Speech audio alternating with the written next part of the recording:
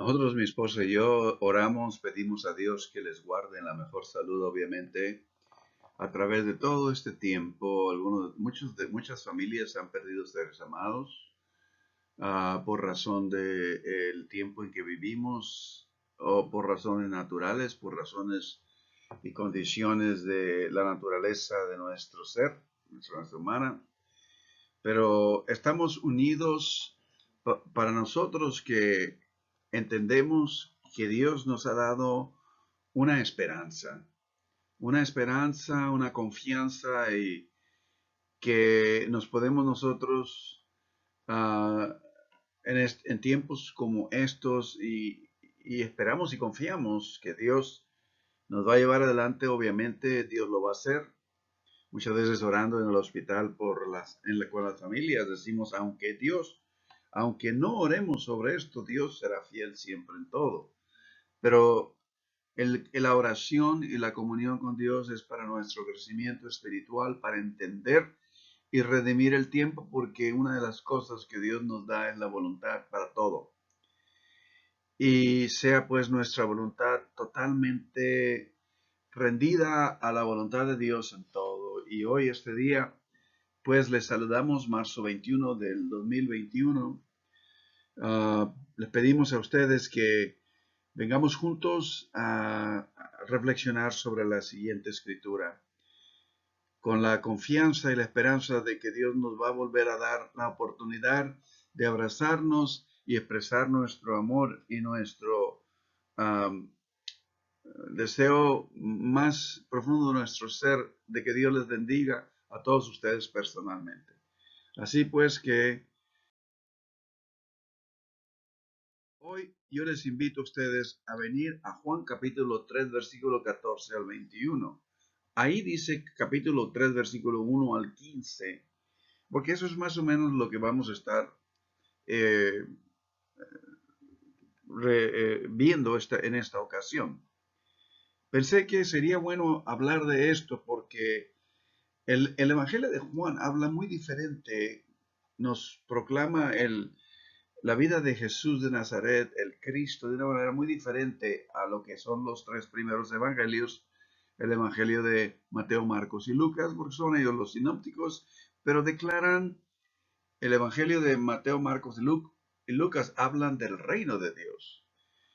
El Evangelio de Juan habla de una manera diferente en cuanto a este mensaje y lo queremos discernir, pero de esta manera entender también la, lo complejo y lo profundo que es el mensaje de Dios en Cristo Jesús a través de las páginas de las narraciones de la Escritura.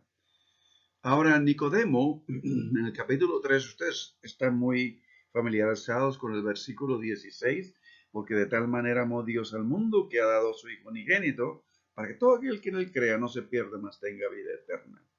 Y luego el versículo 17, la razón por la cual Jesús el Cristo viene y nos habla del reino de Dios, porque el deseo de Dios es redimir al mundo, no condenar al mundo, y eso está en el corazón de Dios. De modo que porque Dios ama al mundo, nos ha permitido a nosotros venir a conocer el amor de Dios en Cristo Jesús. Miren ustedes, Nicodemo, si ustedes ven el capítulo anterior y tienen sus Biblias abiertas conmigo, en los versículos del 23 al 25 nos dice que Nicodemo fue atraído prácticamente por las señales que Jesús había hecho. Dice, estando en Jerusalén en la fiesta de la Pascua, versículo 23 del capítulo 2, muchos creyeron en su nombre, viendo las señales que hacía. Acuérdense del capítulo 1 de Primera de Corintios, versículo 22, donde dice el apóstol Pablo a los Corintios, el judío pide señales, el griego busca sabiduría. Eso eran lo que a ellos les llamaba, en donde ellos pensaban iban a encontrar realmente la esencia del mensaje divino de parte del Creador al ser humano. Ahora, pues Nicodemo se acerca a Jesús Pero Jesús interrumpe. Ven ustedes en el versículo 1 del capítulo 3. Había un hombre de los fariseos que se llamaba Nicodemo, un principal entre los judíos. Quiere decir que él era un gran líder entre los judíos.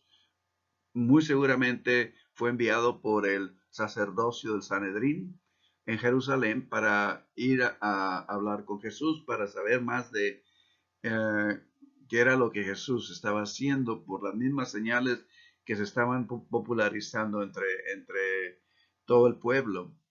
Y Jesús le interrumpe porque él empieza, este vino a Jesús de noche y le dijo, Rabí, sabemos que has venido de Dios como maestro, porque nadie puede hacer estas señales que tú haces si no está Dios con él. Obviamente, en el fluir lógico de la narración del capítulo 3 de el Evangelio de Juan, uno esperaría que Jesús quizá dijera, Nicodemo, no estás muy lejos del reino de Dios. Pero Jesús le interrumpe y le dice que una fe basada en señales es inadecuada. Y le dice, para ver el reino de Dios, incluso él como principal de los judíos, un fariseo y líder de los judíos, tiene que nacer de arriba. Pero Nicodemo no le entiende y Jesús continúa explicando lo que esto significa del versículo 5 al versículo 21 de este capítulo. Ahora, cada una de las señales o de las enseñanzas, cada una de las enseñanzas que Jesús le dice a Nicodemo a través de esta narración, comienza con la fórmula, en verdad te digo. Vean ustedes el versículo 3. Respondiendo Jesús le dijo, de cierto te digo. Versículo 5, respondiendo Jesús le dijo, de cierto te digo. Versículo 11, de cierto te digo. Y finalmente el versículo 12, si os he dicho cosas terrenales y no creéis, ¿cómo creeréis si os dijera las celestiales? Bueno, en ese sentido, la enseñanza de Jesús en el versículo 3 combina la imagen tradicional del reino de Dios con una nueva metáfora, porque ninguno de los evangelios, Mateo, Marcos y Lucas, hace una declaración como la hace Jesús en el evangelio de Juan. Jesús pues introduce una metáfora, nacer otra vez, nacer de nuevo. Obviamente Nicodemo no la entendió y ustedes han escuchado varios y quizás muchos mensajes sobre esta narración de Juan. Pero quiero que veamos detenidamente y un poco más profundamente la conversación de Jesús con Nicodemo y lo que Jesús le enseña. Pues en su enseñanza a Nicodemo, 3 veces, versículos 3, 5 y 11, le empieza a decir, en verdad, os digo, en griego sería amén, amén, lego. Amén, amén, lego. Y esto es para enfatizar lo que está por decir, como cuando dicen en verdad, ciertamente, es como para llamar la atención del que escucha y ponga bastante dedicada atención a lo que se le va a decir. Por lo tanto, la enseñanza de Jesús en el versículo 3 combina una imagen tradicional del reino de Dios que se usa en los 3 primeros evangelios, los evangelios sinópticos, con una nueva metáfora, nacer otra vez. Había un teólogo en el seminario, estuve familiarizado con este teólogo, un escolástico bíblico que escribió un libro que lo tituló Conociendo a Jesús de nuevo por primera vez. Fíjense bien, es un juego de palabras, conociendo a Jesús de nuevo por primera vez, como indicando ya hemos escuchado el Evangelio de Jesucristo, hemos conocido y hemos familiarizado tanto con la predicación del Evangelio a través de nuestro crecimiento en la iglesia o al haber escuchado, al haber estado en reuniones cristianas en las que se predica el Evangelio, que en cierta manera pensamos que conocemos en realidad lo que Jesús nos declaró y se escribió y nos llegó a nosotros a través de las narraciones del Evangelio. Pero yo nuevamente les invito ahora a desmenuzar un poquito este significado. La palabra nacer de arriba o otra vez en el griego es anoten. Anoten significa igualmente arriba, nacer de arriba, como nacer otra vez. Este doble significado no es posible en el griego, o lo es posible en el griego, únicamente en el griego. Es lo que quiero decir. No existe en palabras de otros idiomas. No existe en hebreo, no existe en arameo, como doble significado así en pronunciarse esta palabra. Esta palabra en el verso 3, a Nicodemo, entonces, es inevitable e intencionalmente ambigua, o sea, no muy clara, debido al doble significado inherente en anoten. Este doble sentido causa problemas a los traductores de la escritura, de la Biblia, sobre todo el texto griego que ha sido escrito en griego, porque no existe una palabra equivalente en otros idiomas, como ya lo he dicho. La intención del Evangelio de Juan en esta palabra, cuando uno lee el Evangelio de Juan, Juan intenciona, desea que tengamos ambos significados en cuenta igualmente. En otras palabras, que se enfaticen los dos significados, de arriba y de nuevo. Que cuando uno lea esta parte del Evangelio tenga eso en mente, y es la intención de Juan. Pero en las traducciones, por ejemplo, muchas veces se enfatiza un significado, ya sea de arriba o de nuevo, y el otro se hace secundario. Pero esto quita la intensidad de la expresión de esta palabra. La expresión de Jesús, nacer, anoten, del griego, nacer de arriba, nacer de nuevo, desafía a Nicodemo a ir más allá del significado superficial hacia un significado más profundo. Y es la intención el haberle hablado de esta manera de Jesús a Nicodemo.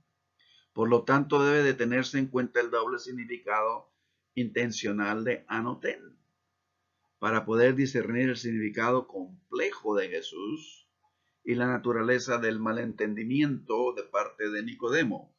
En esta manera, nacer anoten habla tanto de un nacimiento, de un momento específico del nacimiento, de nuevo, como del lugar donde el tal nacimiento se genera, este nuevo nacimiento de arriba. En ese sentido, el reino de Dios también tiene dimensiones temporales y espaciales. Y ese es el significado, el significado de lo que Jesús le está diciendo a Nicodemo aquí en la tierra. Al manifestarse aquí en la tierra, el reino de Dios, en otras palabras, lo eterno penetra lo finito de lo natural. Nuevamente, lo eterno penetra lo finito de lo natural, de la vida natural aquí en la tierra. Y este es el significado del doble significado de anoten, o sea, nacer de nuevo, nacer de arriba. A medida que avanza la conversación de Nicodemo con Jesús en el capítulo 3, si ustedes están conmigo en la Biblia ahí, y él lucha por captar las enseñanzas de Jesús. Jesús pronuncia una declaración para aclarar su lucha en los versículos 6 y 7. Miren ustedes. Lo que es nacido de la carne, carne es. Y lo que es nacido del espíritu, espíritu es. No te maravilles de que te dije, os es necesario nacer de nuevo. Eso es lo que se repite más tarde en las palabras de Juan el Bautista, en el mismo capítulo, en el versículo 31. El que de arriba viene es sobre todos, que es el significado de ah, reconciliación. Kata alazo en el griego, un ser superior desciende y impacta la vida, el estilo de vida de un ser inferior. El ser superior no cambia, pero el cambio es traído en el ser inferior. Eso es lo que es reconciliación. Y lo describe en cierta manera. El versículo 31, el que de arriba viene es sobre todos, el que es de la tierra es terrenal y cosas terrenales habla. El que viene de los cielos es sobre todos. En otras palabras, nuevamente, reconciliación. Lo eterno viene y penetra lo finito, lo pasajero. Nosotros hemos hablado de los tiempos. El tiempo natural, el tiempo humano es cronos, como un cronómetro, de donde viene la palabra cronómetro, cronos, que es el, el tiempo que se mide por tiempo, espacio. Hoy este día es domingo, mañana será lunes, en fin, y viene en un proceso de acontecimiento y el espacio que ocupamos, pero el tiempo de Dios es kairos, que quiere decir lo finito, lo infinito, lo eterno.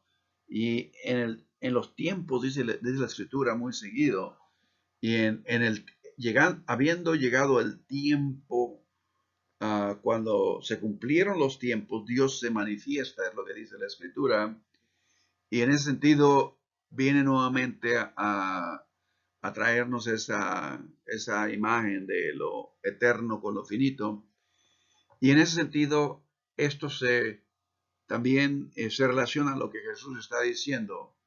Pero a medida que Nicodemo continúa luchando para entender a Jesús, Jesús le dice estas palabras, pero vean entonces lo que Jesús le dice en el versículo 8. Jesús usa la imagen del viento. El viento sopla donde quiere y oye su sonido, le dice. Y la palabra viento en griego es neuma. Neuma, como decir neumático, es la llanta que está llena de aire, en fin. Neuma, en esencia, quiere decir tanto en el griego, tanto viento como espíritu a la vez. Al igual que el hebreo ruach es viento, y nosotros, naturalmente, habíamos hablado en ocasiones pasadas de que el antiguo nombre de Dios que viene desde Génesis, cuando en Génesis capítulo 1 dice, y el Espíritu de Dios se movía sobre la faz de las aguas, usa la descripción, el Espíritu, Dios como Espíritu, Dios Espíritu, Ruach, Elohim, que quiere decir el Dios, Espíritu Dios, que viene y se mueve. Y en ese sentido, nosotros haciendo una pequeña reflexión, se compara esto con el aire, viento, en fin, pero es espíritu el significado. No quiere decir que el viento natural es Dios, sino que es como para entender a nosotros, a Dios como espíritu.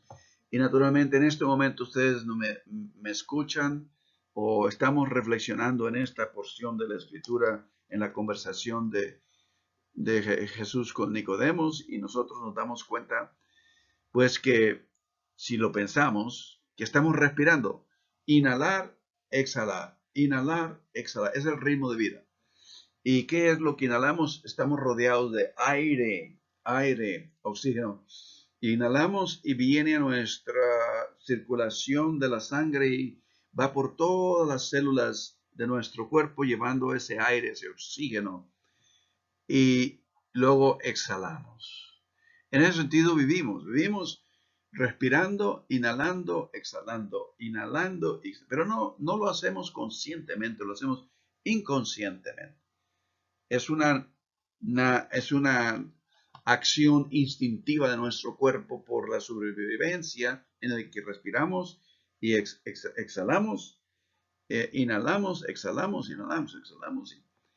Y muchos escolásticos judíos, rabís, han dicho que el ser humano nace clamando a Dios cuando uno respira. Hay otro nombre que es muy cercano a este significado, que es Yahvé o Yahweh, Yahvé. Y ese significado, al uno respirar, lo pronuncia de acuerdo a estos escolásticos judíos. Al inhalar, ya, y al exhalar, we, ya, ve, ya, we, ya, ve. Uno está en el ritmo de respirar, inhalar y exhalar. Está inconscientemente, sin saberlo, está clamando a Dios, está pidiendo de Dios, está buscando de Dios. Ese es nuestro hogar y esa es nuestra conexión más vital, como lo es el aire que necesitamos respirar para poder vivir. De esa misma manera es a ese Dios eterno creador que necesitamos conectar para poder realizar significado en nosotros. Una vez más, entonces, en el versículo 8, el viento sopla de donde quiere y oye su sonido, mas ni sabes de dónde viene ni a dónde va. Así es todo aquel que es nacido del Espíritu. Y de nuevo, Jesús entonces trata de explicarle a Nicodemo lo del nuevo nacimiento con una palabra que no puede tener un solo significado. La palabra Neuma nuevamente captura perfectamente la esencia del mensaje de Jesús. Viento, espíritu, sopla donde quiere. Los seres humanos pueden detectar su presencia, pero no pueden trazar su movimiento preciso. Las ofertas de Jesús de un nuevo nacimiento es como Neuma, viento, espíritu, un misterio más allá del conocimiento y control humano. Y esta es la conversación que está tomando lugar entre un principal del Sanedrín, un sacerdote, y Jesús de Nazaret. La oferta entonces de Jesús de un nuevo nacimiento es algo más allá de un entendimiento netamente intelectual humano. En los versículos del 14 al 16, entonces, contiene la primera de las tres predicciones en el Evangelio de Juan de la crucifixión o la pasión de Jesús. Si ustedes se dan cuenta, ustedes se darán cuenta entonces que después de que del versículo 1 al versículo 7, Jesús le enfatiza a Nicodemo esta realidad espiritual que él desea que él participe también, obviamente. Y Nicodemo termina diciendo finalmente que no ha entendido. Jesús le dice en el versículo 6, todo lo que es nacido de la carne, carne es. Y cuando hablamos de carne, está hablando de quién es Nicodemo. Nicodemo es un judío, tradicionalmente viene del pueblo judío. Esa es su naturaleza. Y lo que es nacido del Espíritu, Espíritu es otra realidad, le dice Jesús. Que él tiene acceso, obviamente. Él ha tenido las escrituras, él ha memorizado estas escrituras desde pequeño, se ha sido dedicado a ir al Sanedrín, donde están los sacerdotes, los líderes. Ven ustedes el primer versículo del capítulo 3. Un principal entre los judíos. Era alguien muy preparado y viene a Jesús porque fue enviado por, por todo ese grupo de líderes en Jerusalén para que le checara sus enseñanzas siquiera lo que hacía por las señales que él estaba haciendo. Nosotros lo vimos anteriormente en los versículos del capítulo anterior, versículo 2, capítulo 2, versículo 23, 24 y 25. Pero todos ellos habían creído, habían hecho una aceptación mental únicamente porque pues Jesús después dice que el mismo capítulo pero Jesús no se fiaba de ellos porque conocía a todos. La palabra conocer es una relación más cercana, ginosko del griego. Y naturalmente ah, tenemos aquí que Jesús entonces introduce la primera de las tres predicciones. La primera de las tres predicciones en el capítulo 3, versículo 14 y 15, donde le dice que esto es posible. Ah, y hace una analogía, digamos una comparación entre la experiencia de Moisés y de la serpiente de bronce en el desierto, donde se levanta la serpiente para que todos no murieran al mirar a la serpiente, se salven de la mordedura de la serpiente, una serpiente de bronce. Y en ese sentido, Jesús no hay otra cosa que comparar y le hace la analogía entre esa experiencia antiguamente en tiempos de Moisés y le habla um, de su prueba, de su fidelidad absoluta y le habla de su crucifixión. En el capítulo 3, versículo 14 y 15. Y como Moisés levantó la serpiente en el desierto, es necesario que el Hijo del Hombre sea levantado para que todo aquel que cree en él tenga vida eterna. Obviamente, esto lo repite en el versículo 16, pero ya de otra manera, basado en el amor de Dios, por cuanto Dios amó tanto a la creación, que ofreció, ¿sí?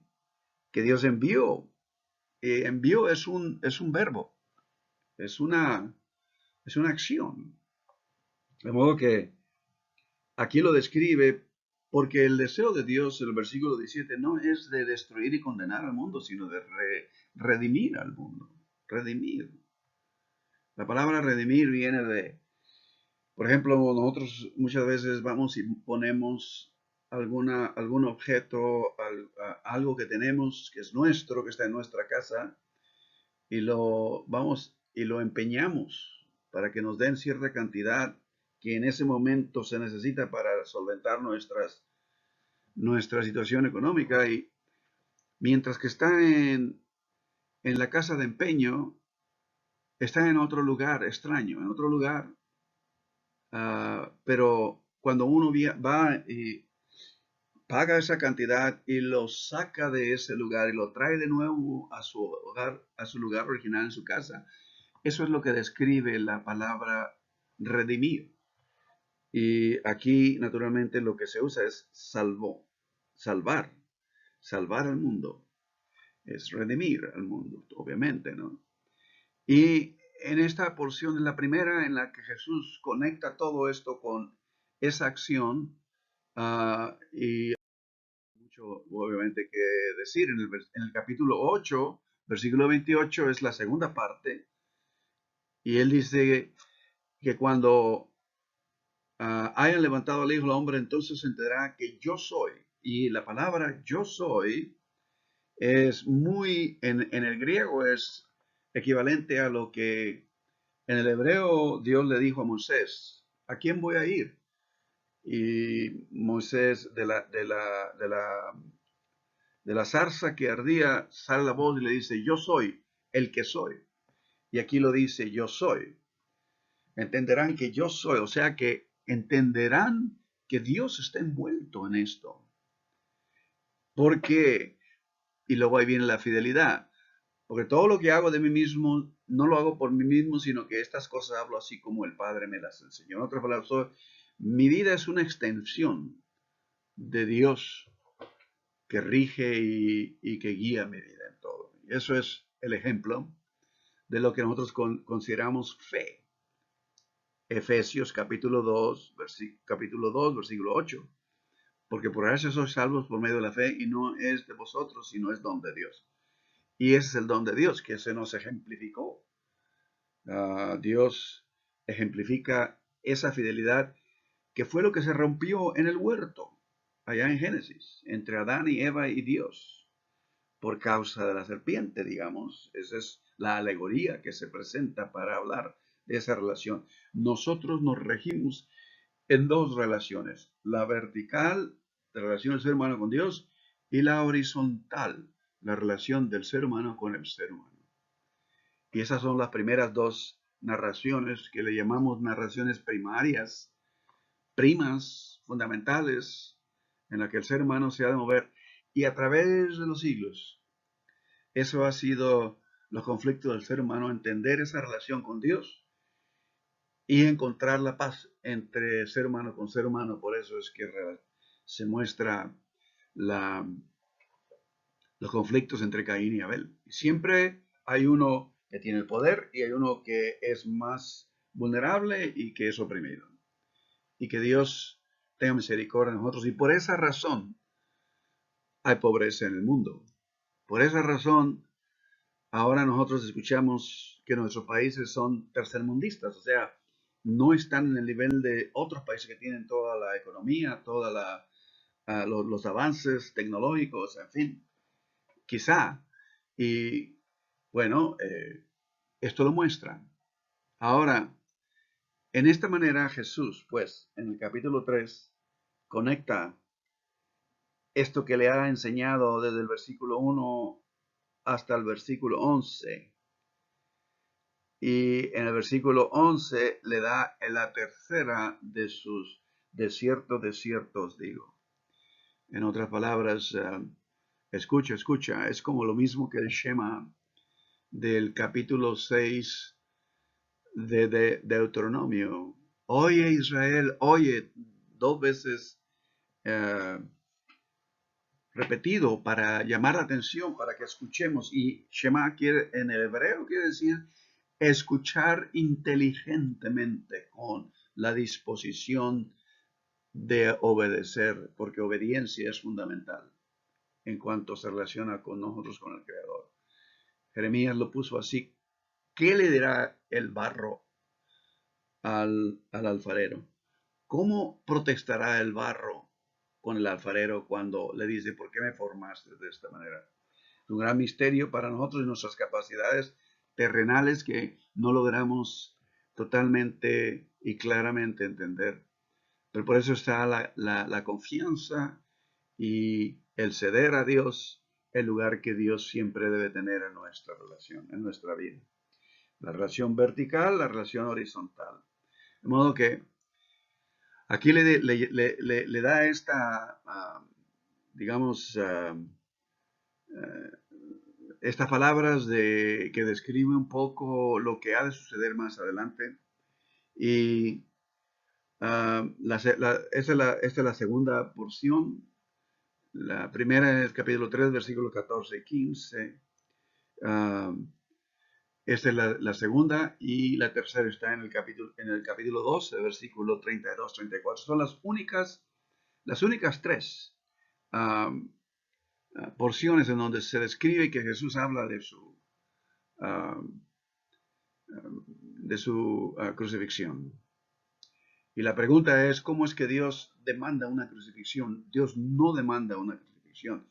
Dios espera y desea una absoluta fidelidad a Dios. El costo de esa fidelidad fue la cruz para Jesús. Pero por eso es que Dios le levantó en el tercer día. Filipenses capítulo 2, versículo 9, lo describe nuevamente, pero el ejercicio de esa acción de fidelidad, versículo 7, sino que se despojó del capítulo 2 de Filipenses. Kenosis del griego quiere decir dejarlo todo, absolutamente despojarse de todo. Y lo he dicho antes, si ustedes recuerdan, Dios no puede llenar una vasija que está llena de otra cosa. No hay espacio para Dios. Dios no comparte, dice la Escritura, no va a compartir su gloria con otras cosas. Pero una vez que la vasija está vacía, entonces Dios puede llenarla y Dios puede venir y habitar y revelar y entregar, como lo dijo Lucas, no temáis manada pequeña, porque vuestro Padre que está en los cielos os se ha placido daros el reino. Por lo tanto, nuevamente aquí en el capítulo 2 de Filipenses lo dice, por lo cual Dios también le exaltó, versículo 9, hasta lo sumo y le dio un nombre que es sobre todo nombre. Un nombre. Y eso es muy, muy importante. En una ocasión vamos a discernir esto, a entenderlo mejor quizá. Y por esta razón, entonces, nosotros vemos que esta descripción y esta enseñanza de Jesús a Nicodemo, en todos estos primeros 21 versículos del capítulo 3 de Juan, Jesús está declarando algo muy importante. Y esto es que para Juan, el evangelista, el evangelio de Juan, creer es siempre un verbo, una acción.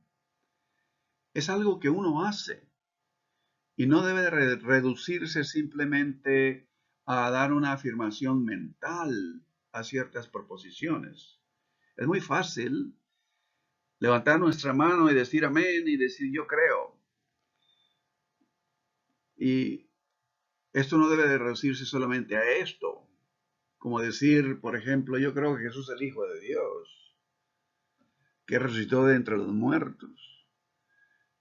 Si bien tales afirmaciones son involucradas en la fe, pero la fe misma, nosotros lo hemos dicho, la palabra fe del griego es pistis, es fidelidad. Eso es lo que vuelvo a repetir, lo que se rompió allá en el huerto, de ser fiel a esa comunión con Dios.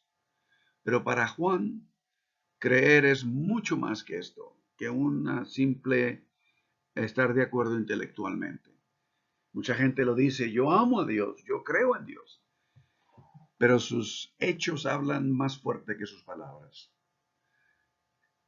Tiene que ir todo parejo y tiene que ser en todo nuestro ser, dice el apóstol Pablo en 1 de Tesalonicenses, capítulo 5, versículo 23, y todo vuestro ser. La naturaleza de la fe es entonces aquí aclarada en el versículo 36, al final, que son las palabras de Juan el Bautista.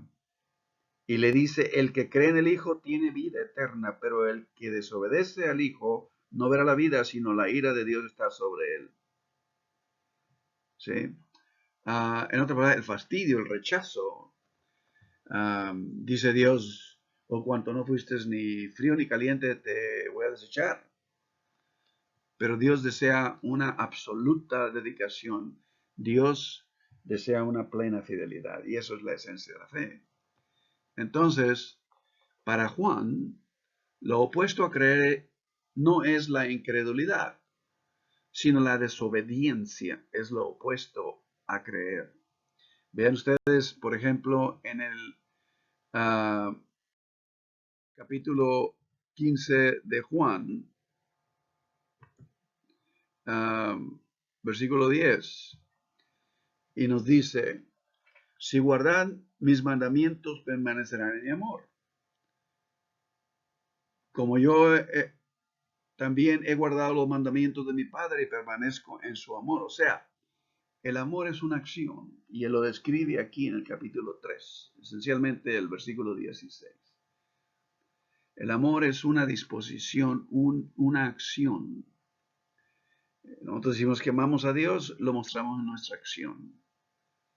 Perdonarnos a otros, estar dispuestos a servirnos a otros, es una acción, es un verbo. De modo que para Juan, lo opuesto a creer no es incredulidad, sino desobediencia. Aquellos que creen pueden tener vida eterna, de acuerdo a esta porción. En la metáfora dominante en el Evangelio de Juan, para describir el cambio en la existencia humana que hace posible cuando uno cree en Jesús de Nazaret, el Mesías, el Cristo. Y la vida eterna se refiere no solo a la vida de resurrección, sino también creer envuelve conocer a Dios, conocer realmente. Eso es lo que, bueno, hay muchas palabras para conocer en el griego, pero tres principales, ginosko, epiginosko, hoy día. Y Jesús las usa muy seguido en el Evangelio. De modo que, y sobre todo en el Evangelio de Juan. es otra de las palabras claves para el Evangelio de Juan, conocer. Y conocer, ginosko, el inicio del conocimiento, implica, representa una relación íntima de aprobación. Sí, es algo que se describe inclusive en el lenguaje en nuestras Biblias en español, cuando al principio dice, y José no conoció a María. En otras palabras, no tuvo una relación íntima. Y esto, en cuanto al lenguaje espiritual de la Escritura, es una relación íntima de aprobación, una relación, como lo dice nuevamente en 1 Tesalonicenses capítulo 5, versículo 23. Espíritu, alma y cuerpo, todo nuestro ser con Dios. Y naturalmente, esto lo tenemos ahora en Juan capítulo 17 en la oración de Jesús. Juan capítulo 7 versículo 3 dice que te conozcan a ti, el Dios verdadero, y a Jesucristo que tú has enviado. En otras palabras, que vengan a una relación íntima de aprobación. Todo esto va junto, se dan cuenta, aquí en este capítulo 3. Por lo tanto, esto es esencial. Lo mismo en esta oración, en el capítulo 17, versículo 21, Jesús dice, para que todos sean uno, así como tú, oh Padre, en mí, yo en ti, también ellos lo sean en nosotros. En otras palabras, que hay una unión absoluta, un conocer íntimo, una unión absoluta de aprobación entre Dios y el ser humano. No es una cantidad de vida, sino más bien es una calidad. No solo una existencia humana interminable, que es la vida eterna, sino la vida vivida en la presencia de Dios, que hace la calidad de esta vida. Y esto lo dice Jesús en el capítulo 10. Dice, el enemigo ha venido, el ladrón no viene sino para robar, matar y destruir. Yo he venido para que tengan vida y para que la tengan en abundancia. De modo que esta vida está disponible, está dispuesta para el creyente ahora, porque el Hijo del Hombre ha sido levantado. Lo estamos nosotros viendo después de más de 2000 años. Obviamente, lo que también puede significar exaltado. Levantado es exaltado, porque la palabra en sí es como la palabra que antes nosotros hablamos, que nos dice que anoten, neuma, levantado, implica las dos, la crucifixión y la resurrección. Y aquellos que creen pueden tener vida eterna. Aquellos que se mueven, ¿verdad? En esta convicción. De modo que esta vida está disponible para todos nosotros. Y lo que también levantamiento implica la crucifixión, y esto es algo que nosotros queremos empezar a discernir un poco más. Muchos dicen, ¿cómo es posible que Dios sea tan cruel que espera que a su hijo lo maltraten y lo claven en un madero? Y que eso satisface la demanda de Dios. No, eso no es el enfoque del Evangelio. El enfoque del Evangelio es la fidelidad de Jesús. Que el ser humano, los dos, vuelvo a repetir como antes lo hemos dicho, el imperio, el gobierno, el Sanedrín, la religión, el imperio y la religión estaban en contra de las declaraciones y las enseñanzas de Jesús de agape, del amor de Dios. Y naturalmente para Juan, esta elevación de Jesús en la cruz, como en la resurrección, pero específicamente en la cruz, que aquí lo enfatiza en este capítulo Jesús, está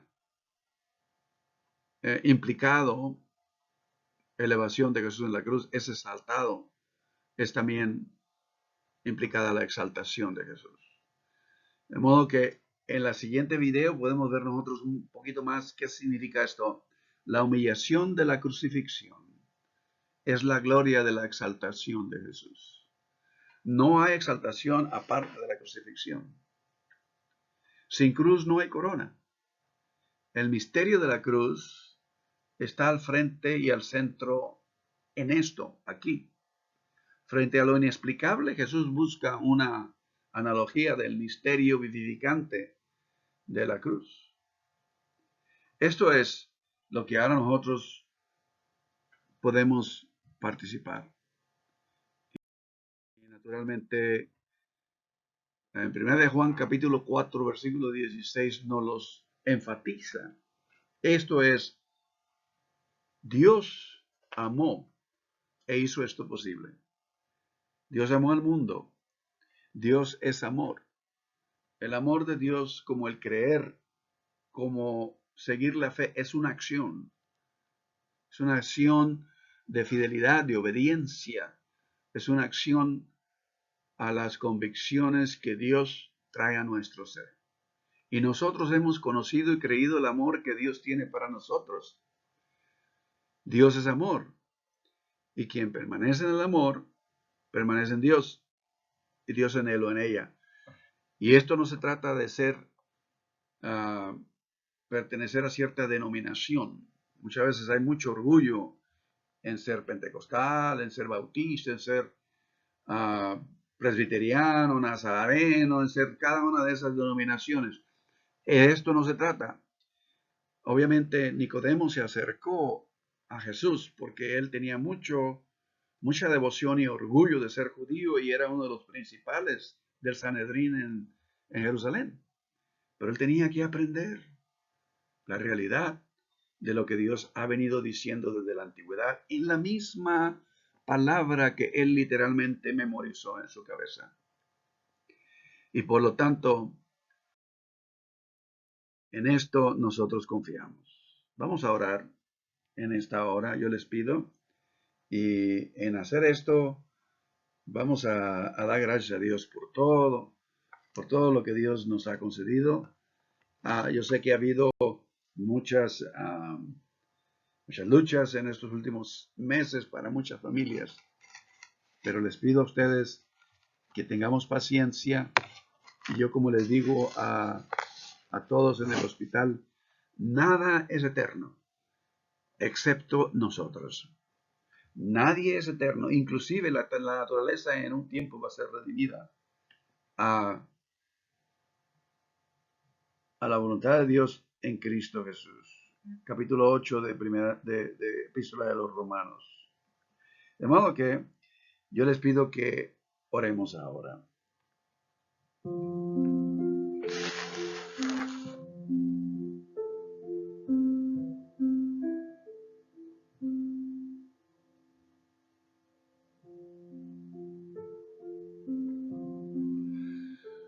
Eterno Dios, hemos sabido, oh Dios, que nos amas.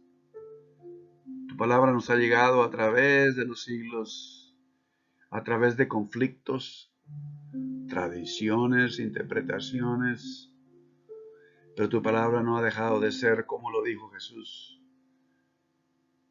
como lo declaran los escritos antiguos judíos de la Biblia hebrea, como lo declaran los profetas. Mi palabra nunca pasará, y esa es la realidad. Tu palabra se encarnó en Jesús y nos mostró literalmente cómo es vivir en tu comunión. Lo ha hecho posible porque tú lo has aprobado, lo has levantado de la cruz, de la humillación que el ser humano le ha impuesto. Pero hoy, oh Dios, en Cristo Jesús, te pedimos que continúes con nosotros, nos guíes, nos fortalezca, nos des refrigerio, fortaleza, edifiques nuestro carácter en ti. Y en medio de todos nuestros estragos y conflictos, quebrantos, alegrías, en todo, oh Dios, tú recibes la honra y la gloria. Te damos gracias porque nunca nos dejas, hoy y siempre, en Cristo Jesús. Amén, oh Dios.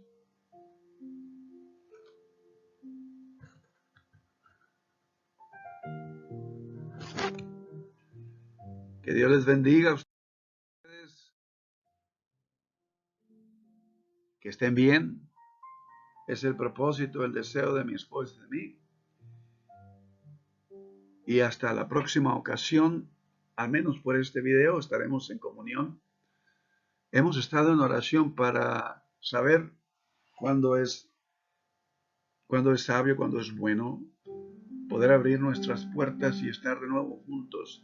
Dios nos va a dar a todos nosotros la oportunidad de poder abrazarnos de nuevo, poder expresarnos nuestro amor, nuestro apoyo como familia espiritual en Cristo. Que Dios les bendiga hoy y siempre.